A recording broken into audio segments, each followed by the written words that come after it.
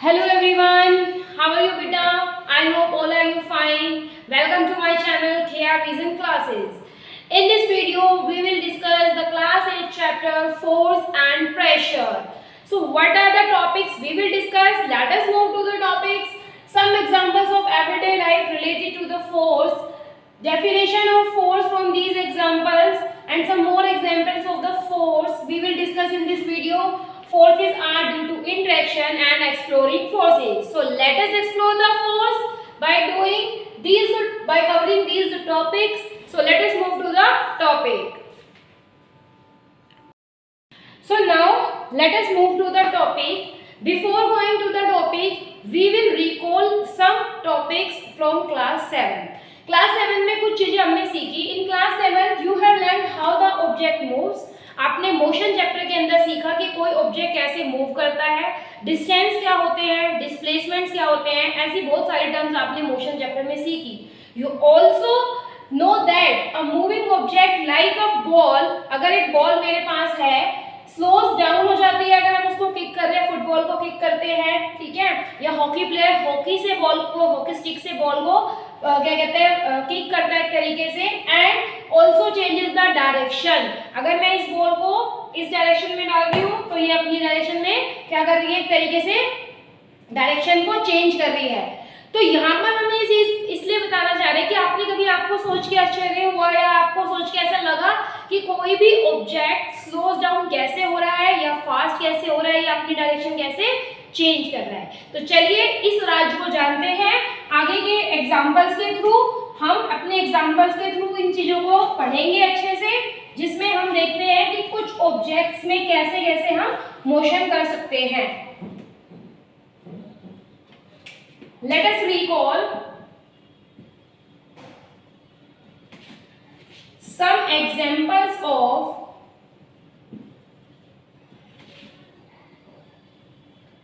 daily life experiences. Like first, if I talk about when I stretch a rubber band, then its shape will be changes. Its shape will be changed or changes. Like I have taken a rubber band. If I am putting some efforts, muscular effort, उंगलियों से इस पे कुछ मैं efforts लगा रही हूँ, तो मैं इसको स्ट्रेच कर रही हूँ ऐसे, तो इसकी शेप क्या हो रही है, चेंज हो रही है.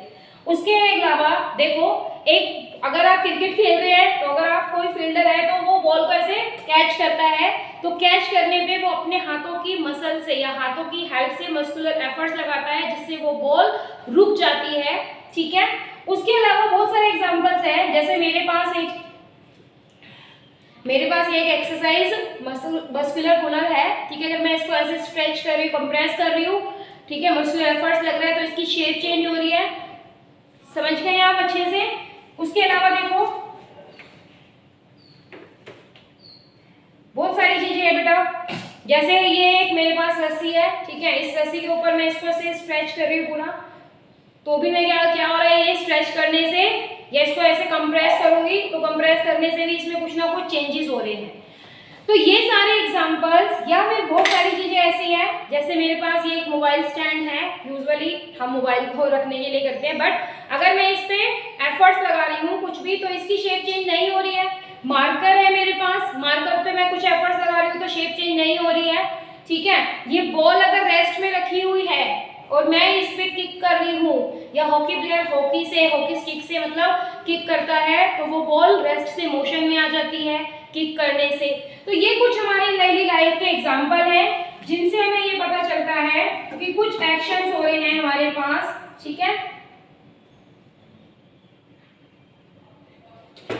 कुछ एक्शंस हो रहे हैं. जैसे ये वाटर बॉटल है मेरे पास, इसको मैं प्रेस कर रही हूँ तो इसमें कुछ ना कुछ चेंजेस है, बट परमानेंट चेंजेस नहीं हो रहे हैं वो. तो यहाँ पर हमने एक चीज देखी कि कुछ ऐसे एफर्ट्स, ठीक है, एक्शंस लाइक डोर को ओपन कर रहे हो आप या क्लोज कर रहे हो, ठीक है, आप उसको ऐसे पुल या पुशिंग कर रहे हो, लाइक कुएं में से, वेल में से बकेट ऑफ वाटर को अगर हम पुल कर रहे हैं या पुश कर रहे हैं इस तरीके से। एक्शंस लाइक पिकिंग, किसी चीज को पिक करना, स्ट्रेचिंग, पुलिंग, पुशिंग, किकिंग। ठीक है, ऐसे एक्शन, बहुत ज्यादा गर्मी है बेटा आज, बहुत ज्यादा लाइट भी नहीं आ रही है बार बार। लिफ्टिंग, किसी चीज को ऐसे लिफ्ट करना, etcetera are some examples to describe certain task.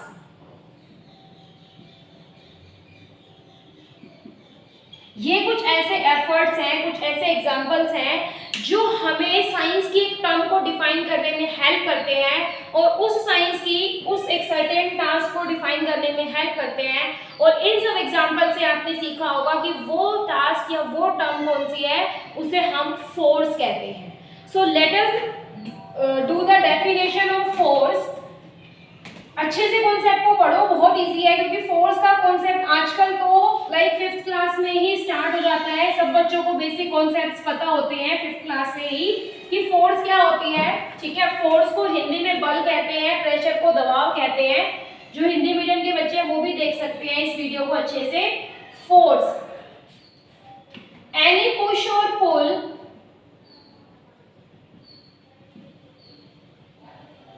any push or pull on an object is called force। Force की डेफिनेशन ये कहती है, जब हम किसी भी ऑब्जेक्ट के ऊपर पुश या पुल करते हैं, जैसे डोर अगर हम कहीं भी किसी शॉप में जाते हैं, मॉल्स में आते हैं, तो उसमें दरवाजे के ऊपर लिखा होता है pull the door, push the door. ठीक है, किक करना। पुल और पुश के अंदर क्या है, पुश मतलब धक्का देना, किसी चीज को दूर करना। ठीक है, अपने से। तो ऐसे एफर्ट्स या ऐसे इंग्लिश के एग्जांपल, जैसे आप किक कर रहे हो तो किक करने में क्या करोगे, आप पास तो लेके आओगे नहीं, बॉल को किक करके दूर ले जाओगे। तो किक करना या पुश करना, सेम एफर्ट्स आप डाल रहे हो तो उनका मीनिंग सेम निकल के आता है। ठीक है, पुल करने का मतलब होता है अपने पास लेके आना। ठीक है, उसको अपनी तरफ खींचना, जैसे टग ऑफ वॉर के अंदर है, दोनों चीजें हो रही है एफर्ट्स। तो यहाँ पर कह रहा है कि कोई भी पुश या पुल जो लग रहा होता है, ठीक है, वो किसको डिफाइन करते हैं, फोर्स को डिफाइन करते हैं। जैसे बहुत सारे एग्जांपल है, अ प्लेयर या fielder catches a ball with his hand, अपने हाथों से वो कर रहा है तो वो कैच कर रहा है। ठीक है, एक तरीके से उसको तो कैच करना भी क्या है, या पुल या पुश की फॉर्म में ही कर रहा है वो, तो वो फोर्स अप्लाई कर रहा है उसके अलावा। ठीक है, hockey player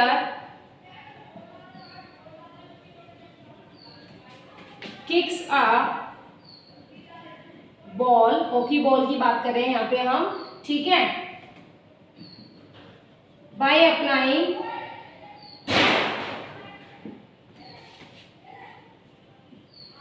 force on hockey to ball. ठीक है, हॉकी प्लेयर हॉकी की मदद से बॉल के ऊपर फोर्स लगाता है और वो बॉल की डायरेक्शन को चेंज करने के लिए बॉल के ऊपर फोर्स लगा रहा है। ठीक है बेटा, तो ये कुछ जनरल एग्जांपल्स है, इसके अलावा आपको भी बहुत सारे ऐसे एग्जांपल्स पता होंगे। ठीक है, तो ये एग्जांपल और ये डेफिनेशन नोट कर लीजिए। Now beta, we will discuss the next topic. Forces are due to interaction. Interaction का मतलब है जब भी किसी ऑब्जेक्ट में फोर्स लगेगी तो उनके बीच में कोई आपसी तालमेल होगा। बिना तालमेल के तो हम टीचर और स्टूडेंट भी नहीं पढ़ सकते, ना पढ़ा सकते हैं। तो जब तक हमारे अंदर तालमेल होगा तो हमारी एक रिदम या आपका फ्यूचर या हमारा फ्यूचर बना रहेगा। उसी तरीके से फोर्सेस भी तभी काम करती है जब एक इंटरेक्शन हो उनके बीच में। जैसे मान लीजिए suppose a man is standing behind a car, stationary car, तो will the car move due to his presence. एक आदमी, जैसे आपको पिक्चर दिखाई दे रही होगी स्क्रीन के ऊपर आपकी वीडियो के अंदर, कि एक आदमी एक कार के पीछे खड़ा है, ठीक है, या उसके साइड में खड़ा है और कार भी रुकी हुई है, तो स्टेशनरी कार है, तो वो दोनों जब वो दोनों मतलब वो उस पर एफर्ट नहीं लगा रहा, टच नहीं कर रहा, तो कार क्या मूव करेगी उसकी प्रेजेंस से? तो the answer will be no, क्योंकि उनके बीच में कोई भी इंटरेक्शन नहीं है। अब मान लीजिए now he applies a force, आप दूसरी पिक्चर में देख सकते हैं कि वो व्यक्ति कार के ऊपर फोर्स लगा रहा है, उसको उसके ऊपर पुल या पुश कर रहा है मान लीजिए, तो कह रहा है कि the car may begin to move in the direction of applied force. अगर वो व्यक्ति उस कार को, पिक्चर में भी साफ दिखाई दे रहा है आपको अच्छे से, इस कार को मान लीजिए वो ऐसे धक्का लगा रहा है आगे की तरफ, ठीक है, पुश करने की कोशिश कर रहा है, तो कार का जो मोशन होगा वो फोर्स की डायरेक्शन में होगा। अगर वो उसे सपोज अपनी तरफ खींच रहा है, पुल कर रहा है, तो कार का मोशन भी उसकी तरफ ही होगा। ऐसा इस एग्जाम्पल में बताया गया है। तो इस एग्जाम्पल से ये पता चलता है कि जब भी कोई ऑब्जेक्ट में फोर्स अप्लाई होती है तो फोर्स में हमें इंटरेक्शन होना चाहिए। फोर्स में आगे अब उसके टाइप्स में डिफाइन करते हैं हम, कांटेक्ट और नॉन कांटेक्ट फोर्स, तो उनके बीच में कोई ना कोई interaction, attraction, repulsion, push pull, कुछ ना कुछ उसके अंदर इंटरेक्शन होगा। इसके अलावा दूसरा एग्जांपल देखिए जो आपको स्क्रीन पर दिखाई दे रहा है। उस दूसरे एग्जांपल के अंदर आपको ये दिख रहा होगा कि मतलब एक दो लड़कियां हैं, ठीक है, कौन किसको पुश कर रहा है या पुल कर रहा है। एक लड़का जो एक बैल के साथ, ऑक्स के साथ जो है, बुलॉक्स के साथ है वो एक तरीके से, तो उनमें से कौन किसको पुल या पुश कर रहा है, ये चीजें आपको, ये एग्जांपल्स किसमें दिख रहे हैं, आपको स्क्रीन के ऊपर दिख रहे हैं। तो हम ये कह सकते हैं from these examples, from these examples we conclude that, इन एग्जाम्पल से हमें ये पता चलता है कि at least two objects,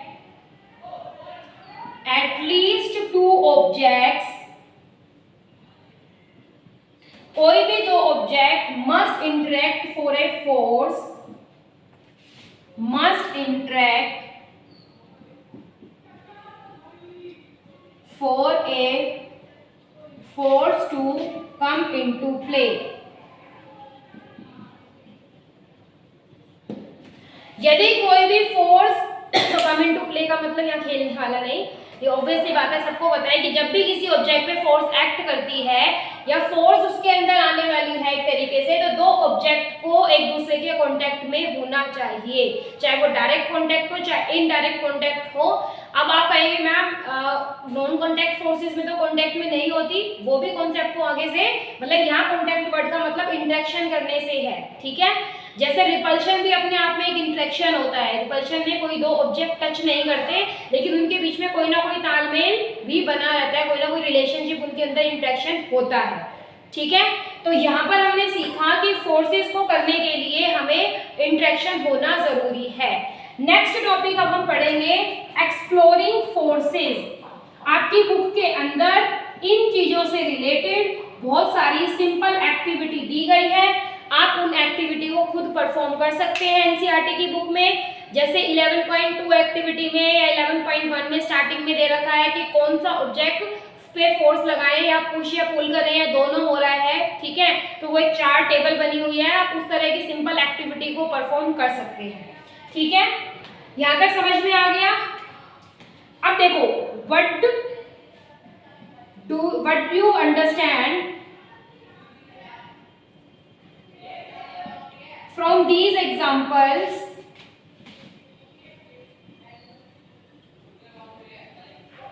about the nature of force।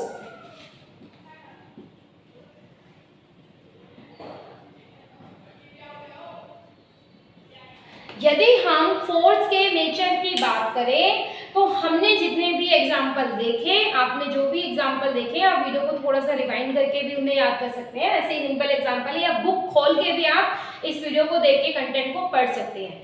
तो उन एग्जाम्पल्स में जैसे एक बॉय वाला था, उसका ब्लॉक के साथ था, 2 लड़कियों का था, ठीक है, वो गेम्स खेल रही थी। तो उन एग्जांपल्स के थ्रू आपने ये तो सीख लिया कि वो एक दूसरे को पुल कर रहे हैं या पुश कर रहे हैं, ठीक है, लेकिन उनके बारे में आपने नेचर के, फोर्स की नेचर के बारे में क्या जाना या क्या नहीं। चलिए इसको हम पढ़ेंगे, इसी टॉपिक को हम एक्सप्लोरिंग फोर्स कहते हैं, जिसमें हम फोर्स की नेचर को डीपली कॉन्सेप्ट से पढ़ेंगे। इसको नोट कर लीजिए।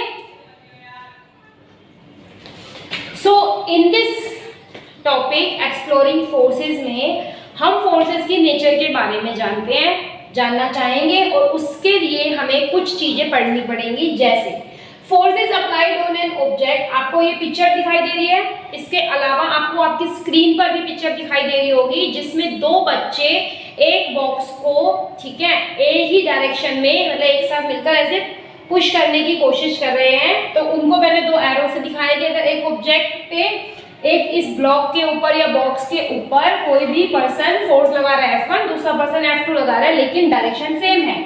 सो कह रहा है कि force is applied on an object in the same direction added to one another. इस केस में जब फोर्स की डायरेक्शन सेम होती है तो वो दोनों फोर्स जो होती है उसका टोटल इफेक्ट या एवरेज फोर्स या नेट फोर्स, रिजल्टेंट फोर्स, वो क्या होती है, इन दोनों फोर्सेस के सम के बराबर होती है। अगर उसी ऑब्जेक्ट के ऊपर दोनों बॉयज, अब आपको दूसरा एग्जांपल स्क्रीन पर दिख रहा होगा, जिसके अंदर दूसरी पिक्चर में दोनों बॉयज एक दूसरे के अपोजिट आमने सामने से फोर्स लगा रहे हैं उस बॉक्स पर, एक पर्सन लगा रहा है F1, दूसरा लगा रहा है F2, तो इस बॉक्स के ऊपर लगने वाली जो फोर्स, नेट फोर्स होगी, वो इन दोनों का डिफरेंस होगी। मान लेते हैं F1 का एफर्ट या F1 का मैग्नीट्यूड F2 से ज्यादा है। दोबारा सुन लीजिए, पहले केस के अंदर दोनों फोर्स ऐड हो जाती है, दूसरे केस के अंदर फोर्सेस का मैग्नीट्यूड ऑलमोस्ट सेम है, ऐसा मान लेते हैं, या अपोजिट डायरेक्शन है, ठीक है। यहाँ पर मैंने एक का मैग्नीट्यूड ज्यादा माना है और एक का कम, तो जब एक का ज्यादा और एक का कम हो तो जिसका ज्यादा है उसमें से दूसरे को माइनस या सब्ट्रैक्ट कर देते हैं, तो दोनों का डिफरेंस अपोजिट में, अगर हो सकता है बेटा कभी कभी किसी केस में इक्वल भी होता है, जैसे बुक में एक दूसरा एग्जांपल दिया हुआ है टग ऑफ वॉर का। टग ऑफ वॉर में 2 टीम होती है, रस्सी को एक टीम ऐसे अपनी तरफ खींचती है, दूसरी अपनी तरफ खींचती है, तो अगर दोनों की फोर्स देखो डायरेक्शन अपोजिट है, एक इधर खींच रही है, ठीक है, और एक उस तरफ खींच रही है, तो दोनों की डायरेक्शन अपोजिट है, फोर्स इक्वल है, तो वो रस्सी, मतलब वो कोई भी टीम विन नहीं होती, जीतती नहीं है। लेकिन जिसकी भी फोर्स ज्यादा है, ठीक है, तो नेट फोर्स या दूसरे एफर्ट्स उस तरफ आ जाते हैं। ठीक है, तो एक बार ये कॉन्सेप्ट ध्यान से पढ़ना है।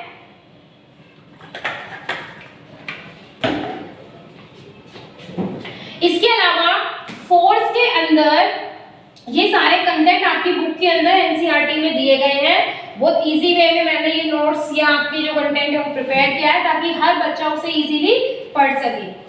उसके बाद देखिए the strength of force is usually expressed as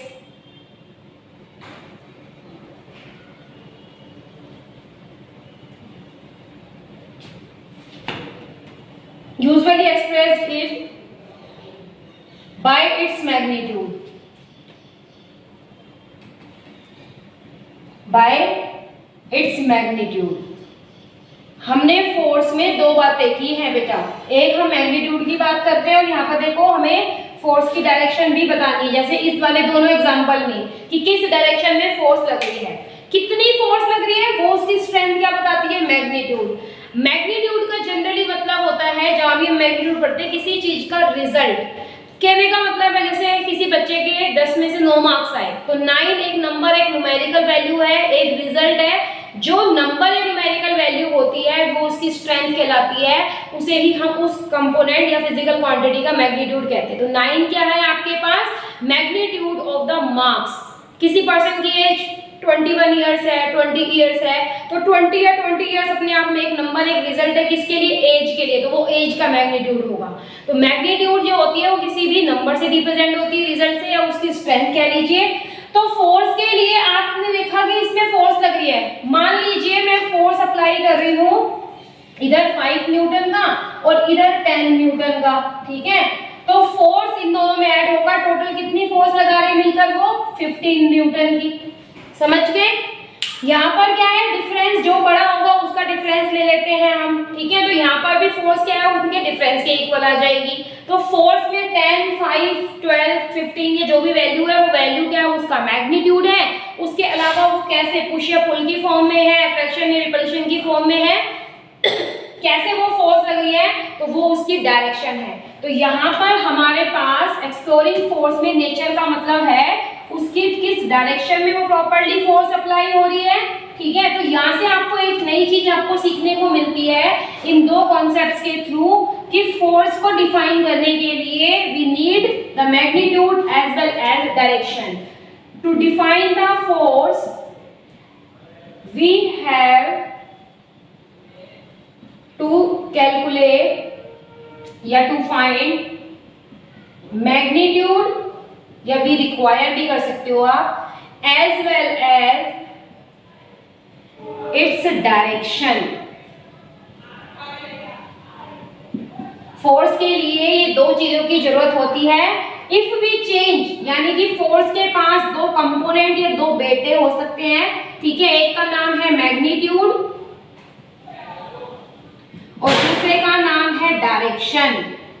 यदि वो दोनों ही, यानी कि अगर दोनों में से एक बदल गया या एक ने अपना घर चेंज कर लिया, ठीक है, बागबान मूवी की तरह, तो फोर्स भी बदल जाएगी। दोनों बदल गए तो भी फोर्स बदल जाएगी। तो ऐसी क्वांटिटी जिसमें मैग्नीट्यूड और डायरेक्शन दोनों होते हैं, उन क्वांटिटीज को हम वेक्टर क्वांटिटीज कहते हैं। ये टॉपिक मैंने आपको पढ़ाया हुआ है, ठीक है। इसके अलावा आप मेरे चैनल पे एक वीडियो है जिसमें हमने स्केलर और वेक्टर को प्रॉपर्ली डिफाइन किया गया है, ठीक है। तो वहां से भी देख सकते हैं। वैसे बहुत सिंपल है, आपको माइंड में रखना है। वेक्टर क्वांटिटी वो होती है जिसमें डायरेक्शन और मैग्नीट्यूड होते हैं। इसके अलावा स्केलर क्वांटिटी वो होती है जिसमें ओनली मैग्नीट्यूड होता है, नो डायरेक्शन, ठीक है। जैसे स्पीड, डिस्टेंस, या आपने प्रीवियस क्लासेस में भी सीखे होंगे थोड़े बहुत कॉन्सेप्ट। तो चलिए नोट कीजिए। आई होप आपको ये सारे कॉन्सेप्ट समझ में आए होंगे। चैनल को लाइक शेयर सब्सक्राइब कीजिए। इस चैप्टर को अच्छे से पढ़िए क्योंकि ये चैप्टर क्लास 9 में भी आपके पास आएगा अदर कॉन्सेप्ट के साथ। हमारे साथ जुड़े रहिए। जय हिंद, जय Bharat. Thank you very much.